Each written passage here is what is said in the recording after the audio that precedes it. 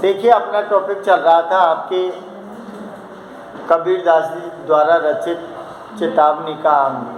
चेतावनी बोलो बात वही है, संकेत एक ही है कि संसार के मानव जो प्राणी है उस प्राणी को उन्होंने अनेक प्रकार से सतर्क करने की बात बताई है और उनके अंत में बात एक ही है कि अगर तू समय रहते हुए सतर्क हो गया और भगवान का भजन स्मरण कर लिया तो आप ये समझो कि आपका भव सागर से जीवन बेड़ा पार हो जाएगा।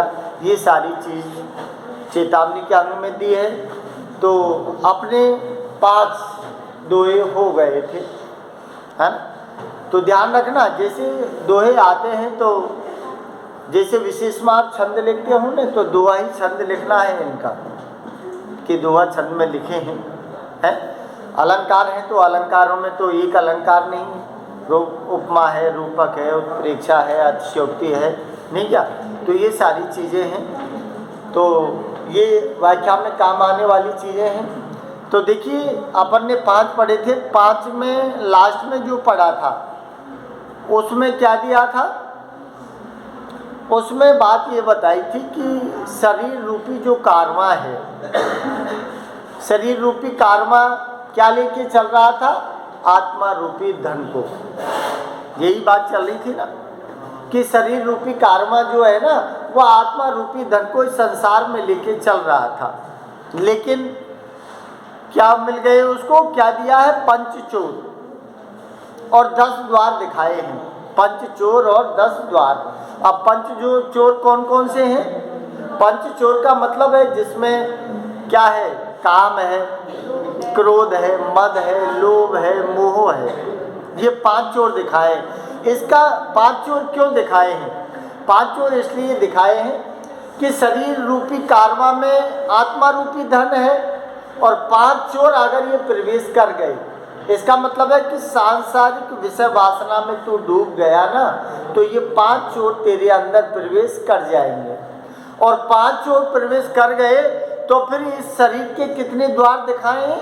10 द्वार दिखाए हैं इस शरीर के। तो 10 द्वार में से किसमें से होके कब चोरी हो जाएगी, अर्थात आत्मा रूपी धन कब चला जाएगा, उसका कोई पता नहीं लगेगा। इसलिए आदमी को चेतावनी दी है, सतर्क रहना, सजग रहना। तो संसार में लास्ट में ये दिया है कि भाई सुमर ले करतार। 5वें में जो दिया था कि जम राणेगढ़ भेलिसी, 5वें का लास्ट में था कि जम राणेगढ़ भेलिसी सुमर ले करतार। जमराणे का मतलब क्या था? जमराणे का मतलब है कि जो जम होता है, जो यम है, यमराज जो जम भेजता है ना, तो वो जम क्या करते हैं? राणेगढ़, अरे बड़े बड़े राजाओं के जो गढ़ है ना उनको भी नष्ट कर देते हैं। इसका मतलब है कि जीव जब तक जिंदा है, जब तक ये महल दो महल, गाड़ी बंगला कार सब काम आते हैं, उसके बाद में सारी चीज़ें यहीं रह जाती हैं। तो क्या दिया? गढ़ भेलिसी। गढ़ भेलिसी का गढ़ माने हैं बड़े बड़े दुर्ग महल, और भेलिसी का मतलब है कि सारे के सारे नष्ट हो जाते हैं। भेलिसी समाप्त कर देते हैं। सुमर ले करतार, इसलिए तुझे क्या करना है? अंत में करतार का मतलब है प्रभु का भजन, स्मरण, ईश्वर का भजन, अर्थात उसको याद कर लो, सुमर लो, तो बेड़ा पार हो जाएगा। अब देखिए अगला जो दिया है आपका, इसमें क्या दिया है? कबीर कहा गर्भियो इस जोवन की आस, टेसु फूले दिवस 4 खंकर भये पलाश। अरे ये जो मानवीय जीवन है ना वो टेसु के फूल और पलाश के पेड़ की तरह है ये जीवन। क्या ये मानव शरीर इस तरह से बना रहेगा? आप जिस एज में हो, अब ये एज अच्छी है? ये एज अच्छी है, जिसको क्या माना है कि अनेक तरह के सुख आनंद जो है, यही एज है जिसमें मानव जीवन के सुख आनंद लेता है? लेकिन ये इसको कैसे माना है?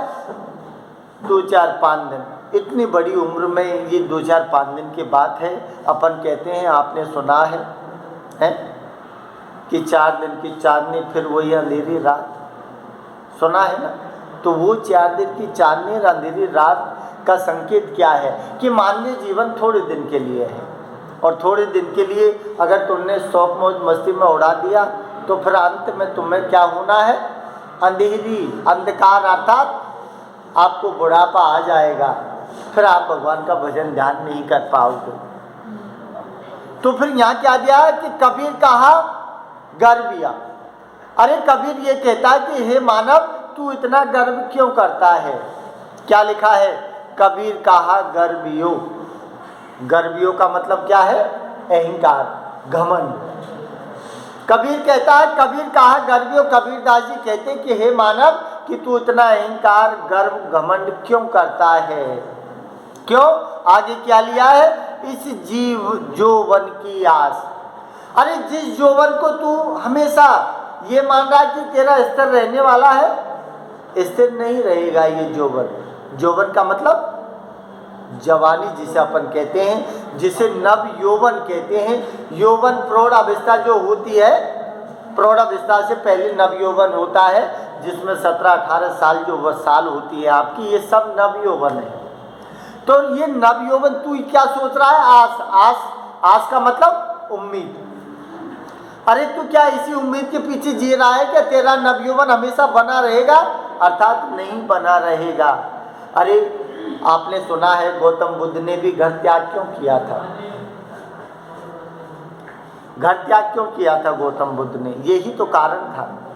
अकेला पुत्र था राजा शुद्धोधन का, अगर वो चाहता तो जीवन भर इसके आराम की जिंदगी बिता सकता था। अकेला पुत्र था, लेकिन जब वो घर से निकला तो उसने क्या देखा, एक बूढ़ा वृद्ध आदमी जरा देखा, और अर्थी पे जाते लेटे आदमी को देखा, बस उसका दिमाग वहीं से घूम गया। इसका मतलब कि मैं आज जो नव युवक हूँ, नया शरीर है, किसी दिन मैं भी वृद्ध हो जाऊंगा, है। ये नव यौवन का रूप नहीं रहेगा, और किसी दिन मैं भी इसी तरह अर्थी पे लेट के शमशान में ले जाया जाऊंगा। तो फिर इस देह का उपयोग क्या है।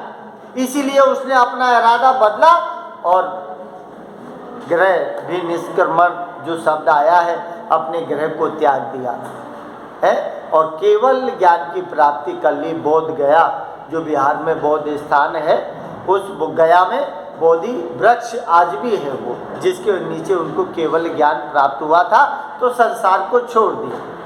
तो उसी चीज की ओर संकेत करते हुए कबीरदास ने भी कहा है कि कबीर कहा गर्विया। कबीरदास जी कहते हैं कि हे मानव, कि तू इतना गर्व क्यों करता है। क्या दिया है, इस यौवन की आस। इस यौवन, यौवन माने जो आपके नव यौवन है, जो जवानी है ना, ये परमानेंट नहीं है। आज है कल नहीं रहेगी, ये पक्का है। आज है कल नहीं रहेगी ये जवानी आपकी। इसलिए क्या दिया, टेसु फूले दिवस 4। अरे ये तेरी जवानी ठीक उसी प्रकार की है जैसु टेसु। टेसु का मतलब है कि शंकु का कोई पेड़ है।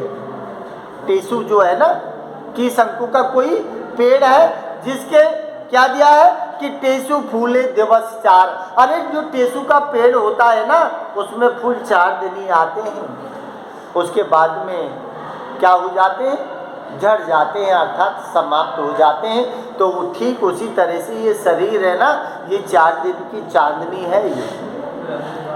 ये 4 दिन की चांदनी है। टेसु के फूल की तरह से ये क्या हो जाएंगे, मुरझा जाएंगे, और ये फूल पेड़ से गिर जाएंगे। आगे क्या दिया है इसमें, खंकर भये पलाश। और जो पलाश का पेड़ है ना, वो भी एक दिन क्या हो जाता है, खंकर। अरे खंकर का मतलब है जब वृद्ध शरीर होता है ना, तो खंकर हो जाता है, सूख के कांटा हो जाता है, क्योंकि वृद्ध अवस्था में पहुंचने पर सिर्फ हाड़ हाड़ रह जाते हैं और मांस नहीं रहता है। समझ रहे हो आप। तो इसीलिए उन्होंने क्या दिया है कि खंकर भये पलाश। अरे जिस तरह से टेसु के पेड़ पर 4 दिन के फूल रहते हैं, और वो झड़ जाते हैं, और पलाश के पेड़ भी थोड़े दिन के बाद सूखकर खंकर हो जाता है। ठीक उसी तरह से तू भी, तेरा जीवन है ना, ये शरीर उसी तरह से हो जाएगा। तू इतना घमंड क्यों करता है? समझ रहे हो भाई, इतना घमंड क्यों करता है? तो मानव को समझाना, चेतावनी दी है, कबीरदास ने समझाने का प्रयास किया है। समझ आई बात? अब देखिए अगला,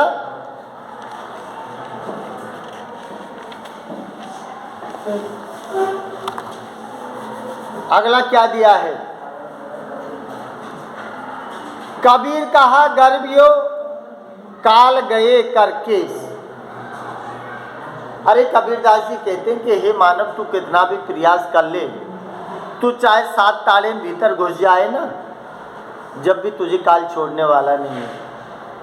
अरे रावण जैसा 20 भुजा वाला आदमी, 10 जिसके सिर थे, उसने काल को अपने पाटी पे बांध रखा था, लेकिन फिर भी काल ने उसको मार दिया। तो तू फिर क्या प्राणी है? तो 7 ताले भीतर अगर तू बंद हो के ये कहे कि मैं नहीं मरूंगा, तो भी तुझे काल छोड़ने वाला नहीं है। मौत निश्चित है, जिसको जीवन मिला है उसकी मृत्यु निश्चित है। तो क्या दिया है इसमें? कबीर कहा गर्भियो। कबीरदास जी कहता है कि हे मानव प्राणी, कि तू इतना गर्व क्यों करता है? वही बात दोहराइए। कबीर कहा गर्भियो, कि हे कबीरदास कहता है कि हे मानव, हे प्राणी, कि तू इतना गर्व क्यों करता है? काल गए करकेस। अरे जिस दिन काल आएगा ना, जिस दिन, जैसे दुशासन ने क्या की थी, द्रौपदी के बाल पकड़ के उसको खींच के सभा में लाया था ना, ठीक उसी तरह से तुझे भी बाल पकड़ के खींचता हुआ यमराज की सभा में ले जाएगा। क्या दिया है इसमें? काल गहे। काल माने, काल गहे माने होता है पकड़ना। गहे माने क्या होता है? पकड़ना। कर माने हाथ, और केस माने बाल। अरे जो यम है ना, यमराज, उसके जब दूत आएंगे, जम आएंगे ना, तो तेरे बालों को पकड़कर वो यमराज की सभा में तुझे उपस्थित ठीक उसी तरह से कर देंगे, जैसे दुशासन ने द्रौपदी को सभा में उपस्थित किया था ना, ठीक उसी तरह से छोड़ेंगे नहीं तुझे। उसके बाद भी अगर तू नहीं समझता है, अपने आप को बड़ा मानता है, तो ये तेरी क्या है? मूर्खता है। आगे क्या दिया है देखो, ना जाने का मारसी, ना जाने का मारसी के घर के परदेश। इसका मतलब क्या है? अपन कहते हैं अपने देहात की भाषा में, आपने सुना होगा कि भाई खेत के खिलान का कोई पता नहीं किस खेत में गिरे। अब तो नहीं, खिलान देखे ही नहीं आप, देखे क्या? लेकिन खेत में पहले क्या, फसल काटने के बाद खेत में खिलान डालते थे, पानी से भरा के खूंदा खांदी करके उसको पक्का करते थे, हैं?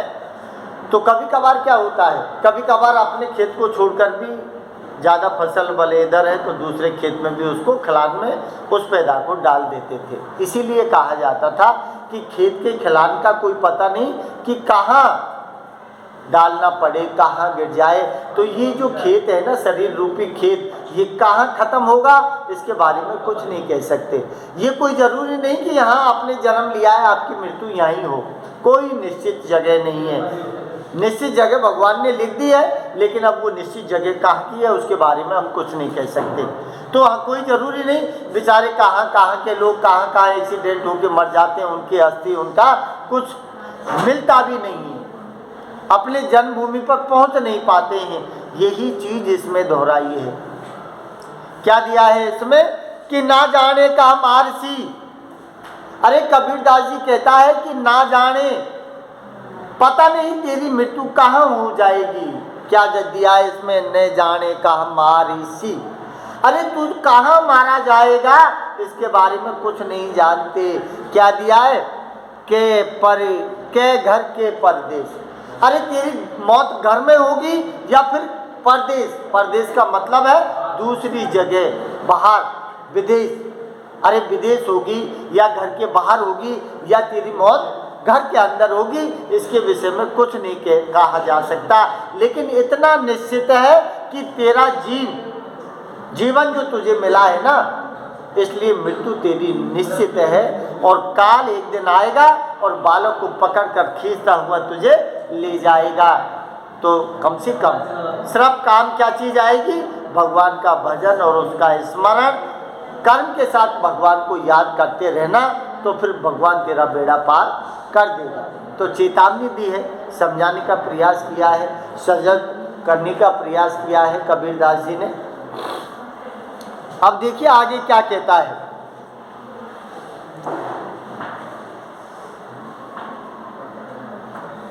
कबीर देवल ढह पड़ा ईंट बही सेवार,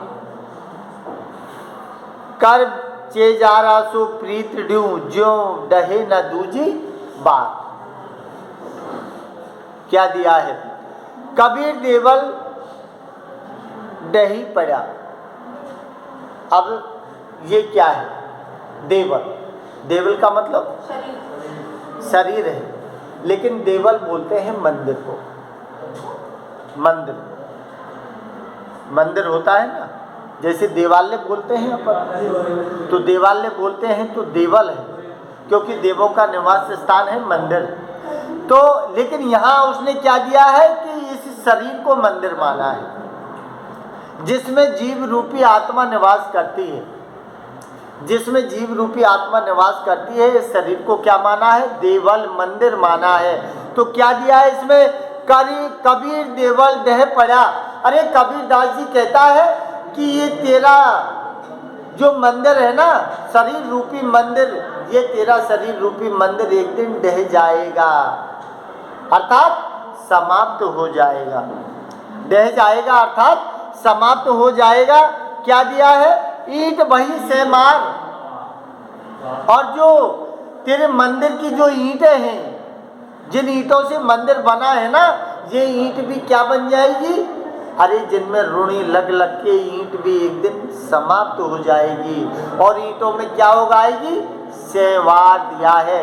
और सेवार का मतलब है कि ये ईंटों की रुणी किस में परिवर्तित हो जाएगी? सेवार का मतलब है घास से। सेवार का मतलब किससे है? घास। क्या दिया है इसमें? ईंट वही सेमार। अरे जितने भी मंदिर में तेरी ईंट लगी है ना, वो सारी की सारी ईंटें घास में परिवर्तित हो जाएंगी, अर्थात तेरा जीवन एक दिन निश्चित क्या हो जाएगा? जीवन समाप्त हो जाएगा और उसके लिए कोई भी प्रमाण नहीं मिलेगा। क्या दिया है नीचे? कर चेजारो सो प्रीतड़ी। कर करी चेजारो, चेजारा, चेजारा शब्द है ना, ये चेजारा किसके लिए है? चेजारे का मतलब है बनाने वाला। चेजारे का मतलब है कि जिसने शरीर रूपी मंदिर को बनाया है, अर्थात परमात्मा की ओर संकेत है। क्या दिया है? कि चेजारा, कर चेजारा सो प्रीतड़ी। प्रीतड़ी का मतलब है प्रेम। अरे जिसने इस देवता रूपी मंदिर, जो मंदिर में निवास कौन करते हैं? देवता। और मंदिर जो बनाया है भगवान ने, इस मंदिर को बनाने वाला चेजारा, चेजारा का मतलब है बनाने वाला, को शिव प्रीतड़ी। अरे वो बनाने वाला जिसने मंदिर को बनाया है, अर्थात शरीर को जिसने बनाया है ना, उससे तू प्रेम कर ले, अर्थात ईश्वरी की ओर इशारा किया है। अरे भाई ईश्वरी तो बनाता है, मानव देही देता है, इसीलिए क्या दिया है? कर चेजारा सो प्रीतड़ी। प्रीतड़ी का मतलब है प्रेम। इसलिए तू शरीर को बनाने वाला जो चेजारा है ना, जो परमात्मा है, जो ईश्वर है, उससे तू प्रेम कर ले। आगे क्या दिया? जो बूढ़े ने दूजी बार। जो बूढ़े, बूढ़े का मतलब होता है डूबना। बूढ़े का मतलब है डूबना। इसलिए क्या दिया है इसमें? ने दूजी बार। ने दूजी बार, दूजी बार का मतलब है दोबारा संसार में तुझे नहीं आना पड़ेगा। बाकी अगर तुझे सच्चा ज्ञान नहीं हुआ परमात्मा का, और परमात्मा का भजन स्मरण नहीं किया ना, तो तुझे बार बार 84 लाख योनियों में जन्म लेना पड़ेगा और बार बार इसी संसार में दुखों को झेलने के लिए आना पड़ेगा। इसीलिए उन्होंने क्या दिया, ज्यों बूढ़े ने दूजी बार। बूढ़े का मतलब होता है डूबना। अगर तू नहीं संभला, भगवान का परमात्मा का नाम नहीं लिया, तो फिर तू दूजी बार यहीं संसार में आएगा और क्या होगा, ज्यों बूढ़े, और संसार में तू आकर डूब जाएगा। और अगर नहीं डूबना चाहता है तो फिर उस करतार को तू याद कर ले, जिसने क्या बनाया है, शरीर रूपी मंदिर बनाया है ना, उस बनाने वाले को तू याद कर ले, तो संसार से तेरा बेड़ा पार हो जाएगा। ये बात बताइए, समझ आई?